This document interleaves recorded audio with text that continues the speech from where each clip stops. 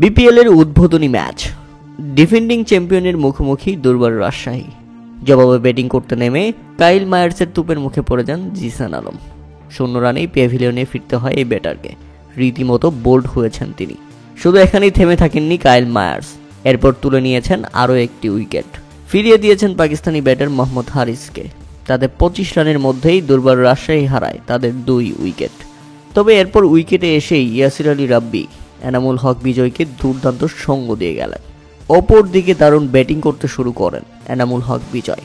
অধিনায়ক খেলছিলেন অধিনায়কের মতোই, দুর্দান্ত সব 4 ছক্কা, সেই সাথে ইয়াসিরও থেমে থাকেননি। তাই তো মুহূর্তেই তাদের বড় পার্টনারশিপ। এনামুল হক বিজয় পেয়ে গেলেন উদ্বোধনী ম্যাচেই 50-র দেখা। এরপর ভয়ঙ্কর হয়ে ওঠেন ইয়াসির আলী রাব্বি। তিনিও হাঁকাতে থাকেন 4 ছক্কার ফুলছড়ি। বিশেষ করে ছক্কাই বেশি মারছিলেন ইয়াসির আলী রাব্বি। মুহূর্তেই তাদের 100 রানের পার্টনারশিপ এবং ইয়াসির আলী রাব্বি নিজের 50 পূরণ করে নেন মাত্র 35 বলেই। ছক্কা মেরে 50, এরপর আরও একটি ছক্কা, তাদের 36 বলেই 60 এই ব্যাটারের। এরপর দারুণ খেলতে থাকা এনামুল হক বিজয় ফিরেছেন 65 রানে।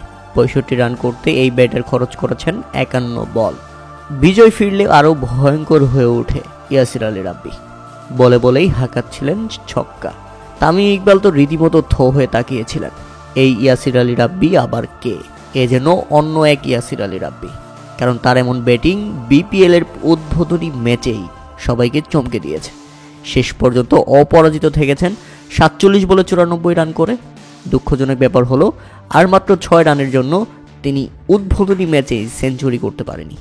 তবে সেঞ্চুরিটা পাওয়ার যোগ্য ছিল ইয়াসির আলী রাব্বি।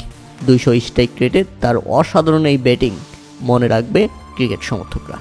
তাতে নির্ধারিত 20 ওভারে 3 উইকেট হারিয়ে 197 রানের বিশাল লক্ষ্য দাঁড় করায় দুর্বার রাজশাহী।